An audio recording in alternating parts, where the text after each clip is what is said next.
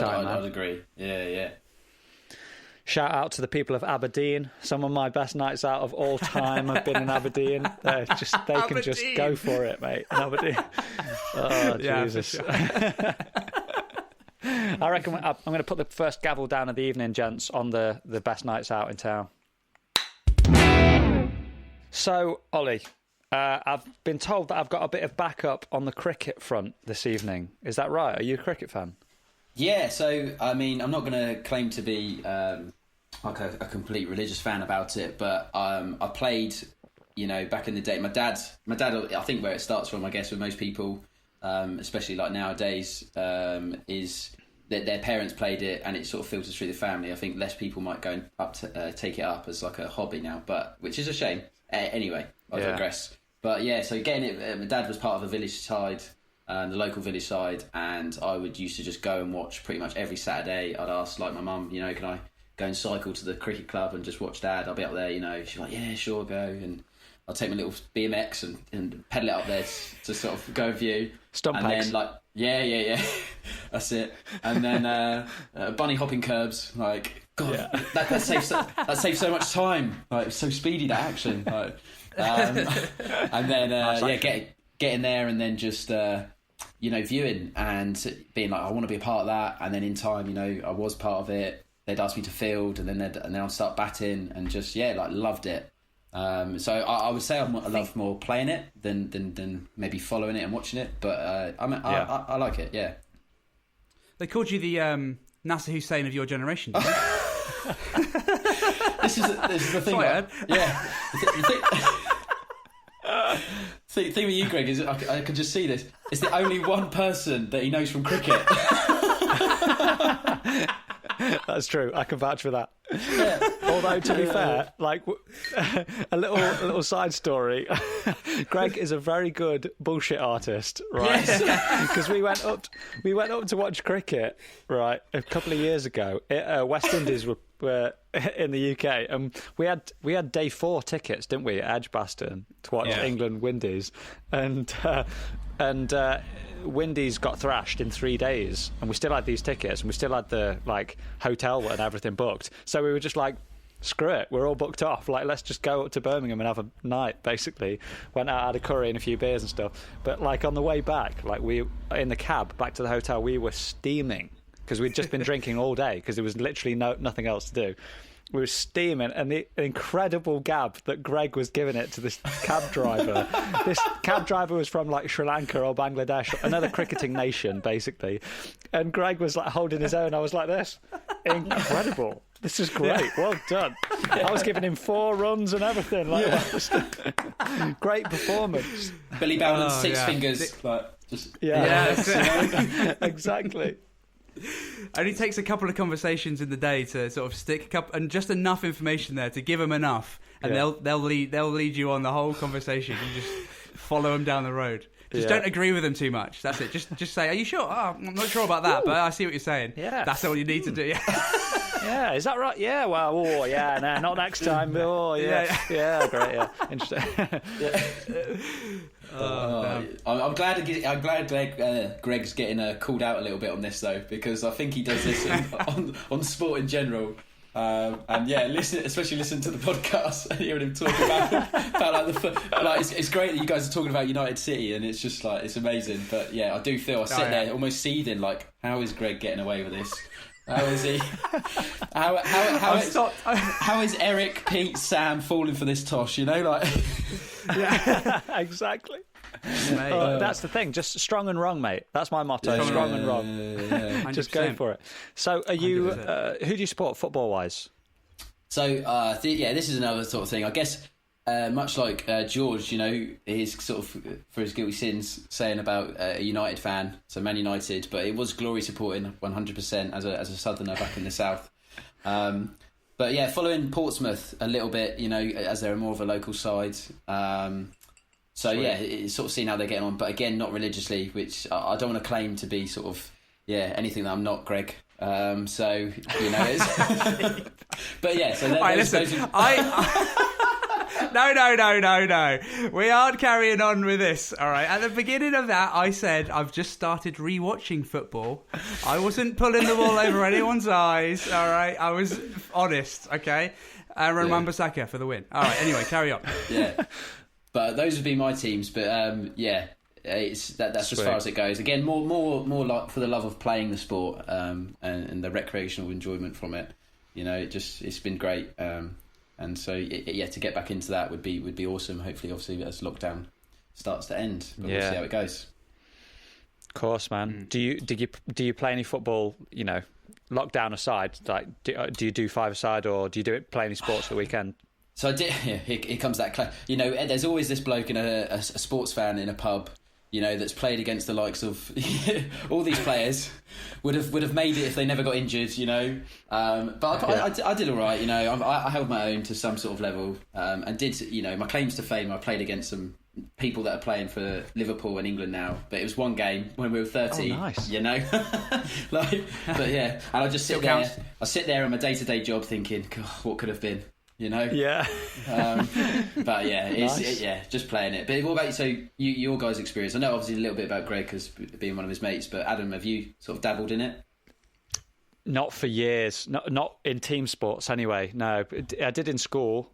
Before I got into music, I was like a sport nutter. I think if I hadn't have picked up a guitar, I would have wanted to be a sportsman of some sort. Because I was just a lunatic. Same as you, actually, a Man United fan up to the age of like 10, like everyone in the world, exactly. basically. Yeah.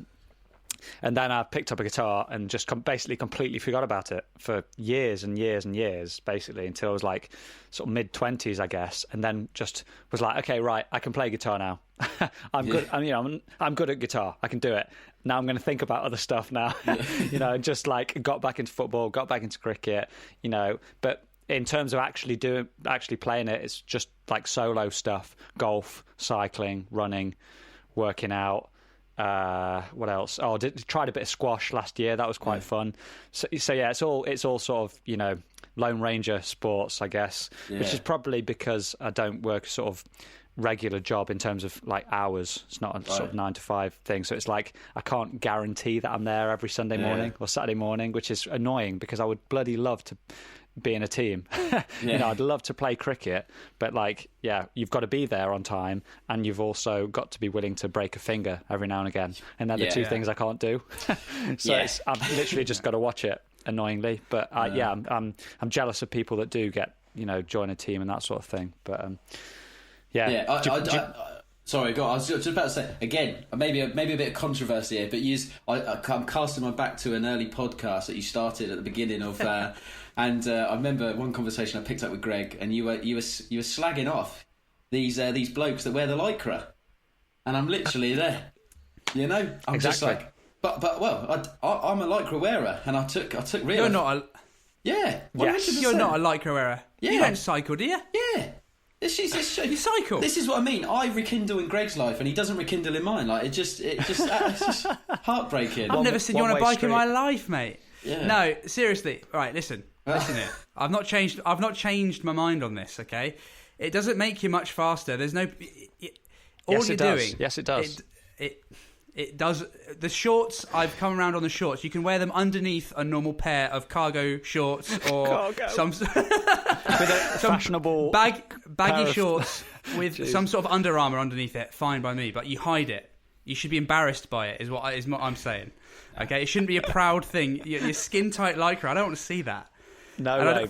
No way. That may be a thing if you're on a BMX or a mountain bike or something. But if you're riding a real bike, then you need to be fast, right? You need to be fast. You don't want to muck about on the roads. You're literally fighting cars for pole position. You're racing cars is what you're doing. So you need to be fast, mate. Yeah, I understand.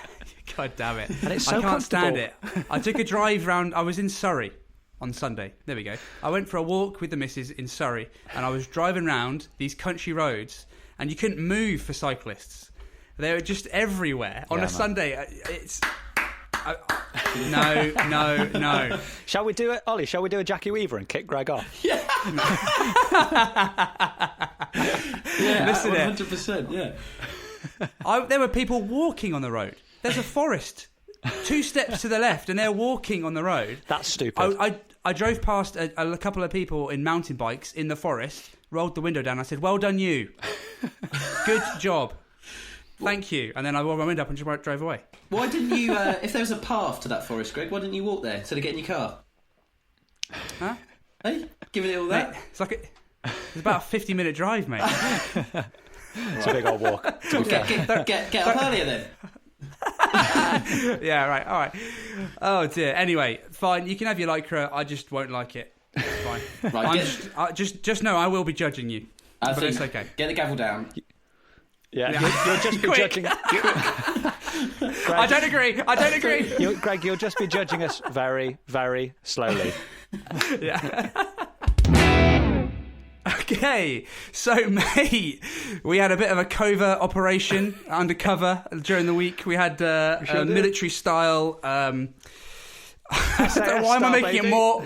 I'm making it more complicated than it needs to be. But yes, it was, and what a mission it was. What did we do? What did we do this week? We buddied up online once more. we delved into the depths of Amazon Prime Party once more. So we did Rambo a couple of weeks ago, didn't we? And this week it was your choice, and it was an obvious choice because it was one of your top 3 action films that I hadn't seen.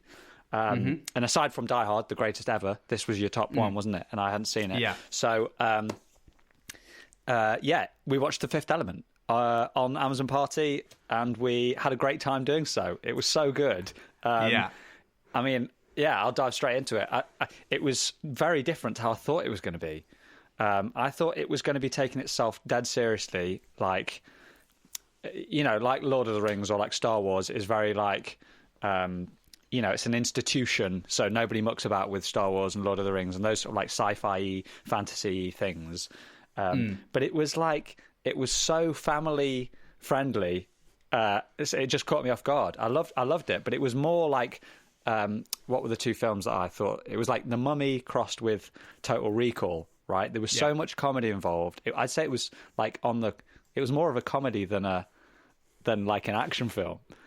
Sure. I'd say. Yeah, I think you're right. I'll interject here. So I hadn't seen the film for about, I'm going to say like a year and a half, 2 years, maybe even longer than that. So it's been a while. So this was like a very much a childhood / like a teen film, really, for me. So I watched it almost non-stop.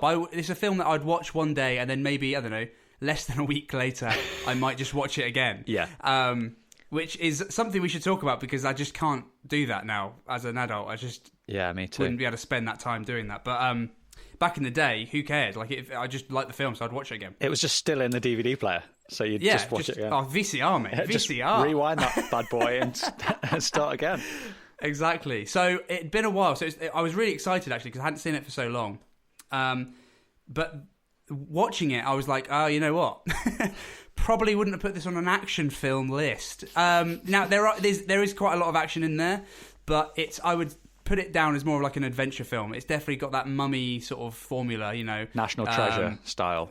Exactly. There's big set pieces of action in there, but it's not the sort of main body of the film. It's more the sort of journey they get to the actiony bit. Yeah. So and the comedy was off the chain. Yeah. It was very funny, like you say, very tongue in cheek, and. So it does have those elements of the action film. I think maybe it was a little bit... the action was sort of underbalanced compared to the comedy and the sort of other stuff that goes along with that. But it's still one of my top all films. So, I mean, I'm happy to leave it on the list. But yeah, so I'm just glad that you liked it, mate. I was kind of nervous going into it.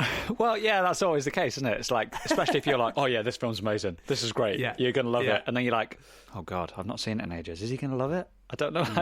But yeah, I did love it. It was fantastic. Yeah, and it was nice to be sort of a bit out of my comfort zone as well. Like with this, it's set in the future or whatever. It's that sort of sci-fi thing, and lots of. I mean, it's a feast for the eyes, isn't it? Well, feast for all the senses, really, because like the music's great. Or just the visuals are just incredible. The costumes and the scenes and and all that sort of stuff was absolutely amazing.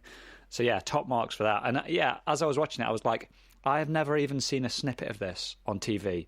I've never even seen this on ITV2 on a Sunday afternoon or like none of that. I was like, God, I'm definitely confusing it with Armageddon for sure. And I just never even heard it, never even seen this film, any of it. Bruce Willis definitely